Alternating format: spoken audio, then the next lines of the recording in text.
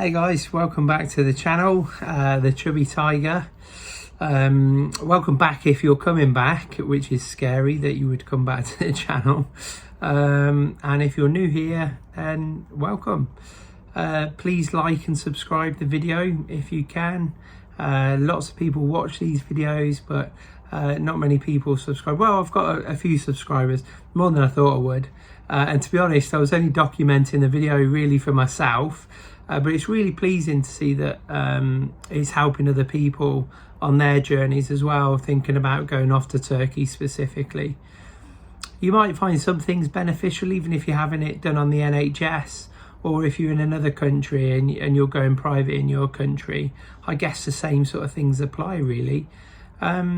This video, as you can see in the title, is 5 things that you should take with you to Turkey or Mexico or wherever you're going for your surgery.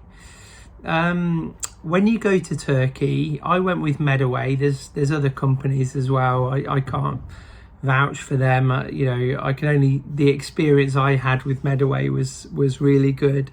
So 5 things you should take. So I wish that I'd have known about the milkshakes, and they are nasty, the ones that Medaway give you. I didn't enjoy them very much. I'm sure some people, that's probably down to a personal taste thing.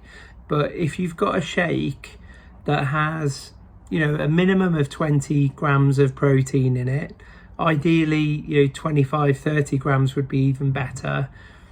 Always, or the advice that I've seen on other people's sites, and that certainly my dietitian told me, was when you're looking for those protein shakes, they should have less than 10 grams of sugar per shake.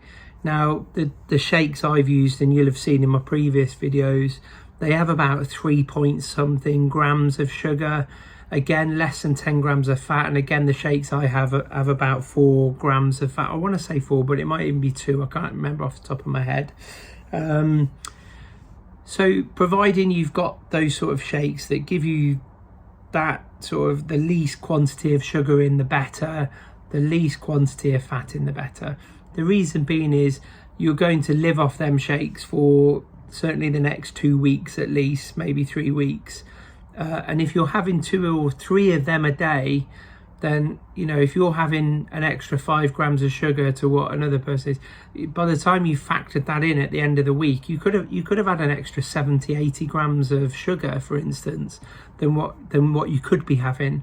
So shop around for the shakes that you think you'll like, and if you want that little bit of extra sugar because actually those shakes taste nicer, then how to it. You're going to be on them for a while, so have what you think you're going to like, I guess. But that's just a bit of general advice. So number 1, and these aren't in order, so I'm not putting them in any order of the most important or anything. It's just a list of 5. So number 1, take your own shakes. Do not spend £100, which is what Medaway charge you, on buying their shakes. They are rats. And it's a complete waste of money. You can get the same from the UK, better quality shakes with all the vitamins in. That's another thing you want to make sure they've got in. Plenty of vitamins. I pay 22 quid, I think it works out at, for 2 weeks worth of shakes, and that's 2 shakes a day. 22 quid. And they're going to give you this same equivalent for 100 quid, and they're rats. Don't, just don't. Vitamins, number 2, vitamins. Again, you'll have seen this on my previous video. They do give you vitamins. The ones they prescribe you, actually, I found quite nice. So they give you a good week's worth. So technically, you don't actually need to take any with you because they'll prescribe you some, and there's enough there to come back. But you want to, if you can, take some across with you just in case, and don't take them as tablets. Medaway told me I couldn't take tablets, and they didn't say how long for. So for a good couple of weeks I didn't take any tablets. I had the soluble vitamins that you just pop in water. Now they're called Voost, VOOST, and they're a multivitamin.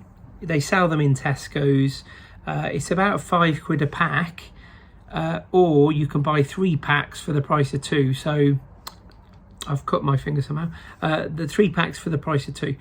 So it works out about £3 something a pack. So, 50 quid Medaway charge you for 1 bottle. Vitamins, same thing. No, I had soluble. I use soluble vitamins. You put 1 tablet in about 400 ml of water. And it tastes like orange juice. It goes down quite nicely. I have 1 in the morning and 1 in the evening because obviously your stomach isn't very good after post-surgery at pulling all those vitamins and nutrients out of the stuff you consume. So I take 1 in the morning, 1 at night, and also in the milkshakes there's vitamins and minerals in there as well. So the more the better, really. But you might find they do gummy bears and all sorts, different types of vitamins. Find your own one that has got all the stuff you need. But my advice is take them in the morning and take them in the evening, because you won't absorb as much as a person that hasn't had a gastric sleeve or bypass or whatever it is you're having, etc. Ultimately, your nutritionist will give you advice on vitamins and minerals, so ultimately stick to their guidelines. This is just advice, and this is just on what I do. So yeah, third thing, I've put money. Obviously you need to pay for your surgery when you get there. I'm not on about that, but when you get out to Turkey, you're in hospital for 3 days post-surgery. After those 3 days, you are lacking energy because you've just had a major operation, but you're free to move around. You're free to go out and explore. Do not, especially if you're on your own. Some of my subscribers have messaged me and they're going out on their own and things, and I do feel for you if you are, because it is a lonely week that you're out there. You've had a major operation, you're on your own, you're missing your family. So what better way to get over that than to go and spend some money on some clothes or something? So I went out to local market, proper market. I got a taxi, so I spoke to my hotel. They booked me a decent, reputable taxi. And I went over to the Blue Mosque as well. I went and visited loads of sites. That international bridge, I forgot what it's called, that's absolutely nuts as well. I went exploring basically. Take a little bit of money, it's really cheap out there. The Blue Mosque from the hotel I was at, which was the Elite Europe, was a 40-minute taxi journey. Cost me £6 equivalent in Turkish lira. Always pay in Turkish lira, don't pay in euros or dollars. Say to them, no, I want to pay in Turkish lira. Pay on your card as well in the taxi. So only get in the taxis that take card. There is scams. Taxis specific have got their own scams, but only one of the companies out there, and they're the ones that don't take card. Have a look on YouTube at Istanbul scams, and that will explain it all. But it's nothing to worry about. Just have a sensible head on you, and it's fine. Honestly, crack on, go and explore. It's really worth it. Just be aware there are certain scams, and I was rigid. Not that you're all kids, but don't speak to strangers. Ignore them, when they're coming up to you and stuff. I wasn't interested. I went to shops, I went to the markets. I bought 3 really high quality polo shirts, not named brands or anything like that, but really nice cotton, my size that fitted me. And I bought 3 for about £4, I think it cost. The Istanbul shopping centre, I mean, this thing is like a big circle. It's got 3 or 4 floors on it, and each floor, by the time you've walked around it, is almost 3/4 of a mile. This thing, honestly, I ended up going there for 4 hours with just a few bottles of water. I was absolutely hanging out by the time I'd finished walking around that at the end of the day. But basically, take some money. That's the third thing. Go out, enjoy yourself, shop around, because some shops, particularly brands like Reebok and Adidas, and you'll find they are a little bit expensive. But if you go into the Turkish shops, really cheap stuff, really good quality stuff, and barter with them. Don't just go and pay what's on the thing. Say to them, like, if it's 50 Turkish lira, or no, 150 Turkish lira. I think that works out about £5. I can't remember off the top of my head. Say to them, look, I'll give you 100 Turkish lira, I'm not paying 150, and they'll tell you their best price, and you can barter with them. Us British, we don't like bartering, do we? Well, maybe if you're from Scotland you will, but certainly my experience, us English people down here, we're too polite, we feel a bit guilty when we start bartering, but you barter, absolutely, save some money. That's why we're going out to Turkey in the first place, isn't it? Save some money. Anyway, so that was the third thing. So we've had vitamins, shakes, money. Next thing is something to do. So like I said, you're in hospital for 3 days. The first day is it's not horrific, but you're uncomfortable. You're probably on morphine for the first day for a bit of pain relief. They'll give you morphine for as long as you need it, but you probably only need it for the first few hours, or maybe the first day. And then you're sort of free to roam around on that top private floor of the hospital that you're on, floor 7 I think it was, in the hostel I was in. And it's just boring. I didn't take anything with me. I had my mobile phone. I had my mobile phone with me. Didn't have any games. Didn't have my laptop. I could have took a laptop with some Football Manager on it, or something that is mind-numbing, or would have got over that mind-numbing boredom that I had. I got Fredders with just looking outside the window, the hostel window, constantly. So take something to do. If it's cards, it's cards. If it's a game on your iPad or your laptop, or if you can sit on your phone and play games on your phone all day, take that. And along with that, unlike me, make sure you take your adapter for your charger, because I don't know, I've travelled all over the world with the military and on holidays and things, and yet, like an idiot, I went all the way over to Turkey and didn't have the right adapter to charge my iPad. But they were really good at hospital. The guy from Medaway that sort of looked after me, he even lent me for the week, for the 3 days I was in, he lent me his own iPad charger. How lovely is that? They are really nice out there, honestly. So yeah, take something to do. Next thing is, I've had a couple of questions on payments, and so I just want to explain this, and this is kind of my fifth thing, really. Obviously, you've got to take the money to pay for your operation. Don't pay before you get there. You'll pay a deposit, but for your own reassurance, I guess, the way it works is you land at whichever airport, you get transport. If you land late at night, you're likely to be taken straight to the hospital, have all your pre-op tests, bloods, scans. That's completely normal, don't panic. You get there and then you're taken upstairs to bed, your bedroom, you're shown around, and they say to you, right, surgeon's going to be up in the morning, you're having your operation tomorrow. And you're like, oh my god, thought I was being taken to the hotel and all this, because that's what they explain to you. But if you land late at night, you're not. It's absolutely normal. In the morning, the surgeon will come around, he'll come and say hello to you. That's when you'll get all the information. Right, you're having your op at 9, you're having your op at 10, 11, might not be till the afternoon, depending on how many people he's got in and where in the queue you are, basically. So yeah, I had my op, I think it's about 11 o'clock in the morning. I was the second person. I think they take the first person in at like 8:30, and then they book a second person at 11, and then they have a couple more in the afternoon. So I was sort of second person in the morning. After you spoke to the surgeon, somebody from Medaway will come up to your room, and then they'll sit with you and they say, right, can you transfer the money for the operation? And that's where you pay the rest. So at this point, you've just paid your deposit. The payments through a UK bank, the UK banks do not like it when you start paying Turkish banks your money.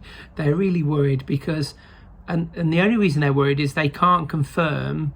When you put in person, if you were to transfer me some money, you can if you want, but if you were to put my name, Jason Clark, in on a bank, and then put my bank details, your bank would confirm that those bank details match my name, and then that's it. They're happy with that.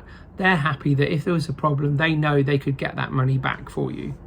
Because you're paying a Turkish bank, they can't, or even if it's a UK, I think the UK, it's a UK bank account, but like with some Turkey, it's a really weird situation. It is genuine. I sent them, including my deposit, I sent them 2 payments, and both times I had to ring the bank up and say, right, this is what I'm doing, this is why I'm doing it. And they were like, oh yeah, that makes sense, no problem.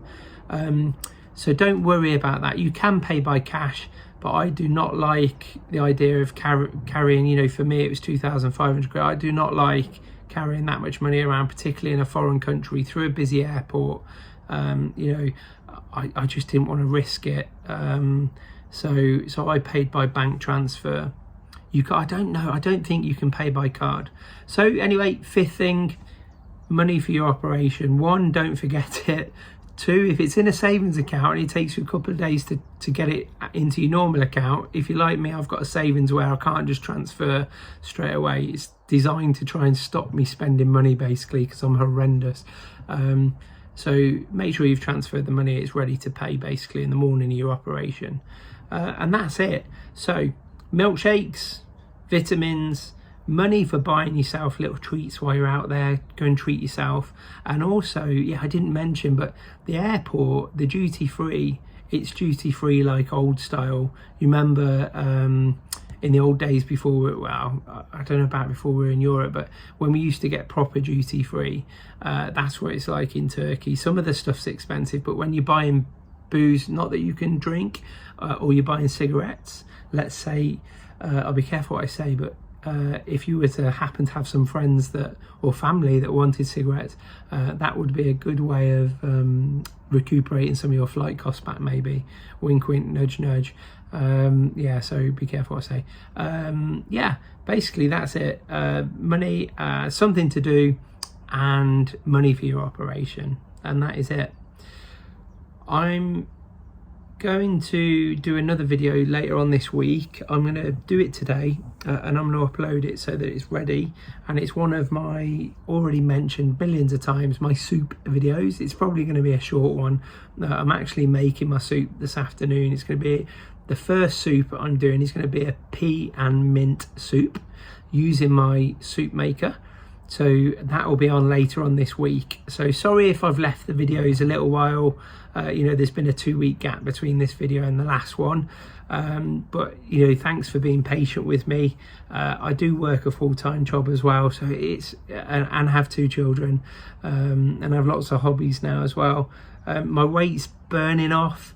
I'm over 4 stone down. I'm basically, this morning I was 19 stone 2. And when I started this journey, when I started my pre-op, I was 23.7 or 23.8. So I'm over, well over 4 stone down. Really enjoying it. I don't have hunger. I have had hunger. It's my birthday today, and wife and children bought me a little tiny lemon drizzle cake. I had like the smallest slither of it, and I feel really bad about that. But you know, it is my birthday, I guess, and that's me back on it. So you can eat anything, but you can only have small quantities. I had like, when I say small slither, I mean I had the tiniest slither, and I was I had so much restriction after that, because I think that's the first carbohydrate and first bit of sugar I've had actually since my operation. I'm drinking cups of tea now, normal tea, and I don't even have sugar or sweetener in my tea. I used to have sweetener, but I've avoided that. Generally, I have lots of mint tea, so when I go to Starbucks, I have mint tea. I'm up to having a flat white every day now, so just a small flat white from Starbucks sometimes. I don't have it every day, but I try, and if I do go to Starbucks with somebody, you know, with a friend or something, I'll get myself a little flat white just to fit in a little bit. But in the mornings, that's the other thing, I'm going for a swim every morning, so I'm swimming between 1 kilometre and 1 mile every morning. I basically give myself 45 minutes in the pool, so however many lengths I do in that time. Some days I'm really good and quite quick and I can get up to 1 mile. Some days I'm just doing 40k. So on a daily basis, I'm having about 400 calories. So on 400 calories, I'm still able to swim 1 kilometre or 1 mile, you know, close to 1 mile. And then go and do a day at work So my energy is back up because I guess I'm burning all the fat that I've got stored. So don't be too worried about that energy, particularly if you've just had your op and you're like, I'm so tired. Don't worry, that doesn't last long. That energy level will pick up really quickly. Anyway, I've waffled on about so much stuff already. Like and subscribe. Add me on what am I saying? Add me on Instagram, the_chubby_tiger. I'm quite quick at replying to messages.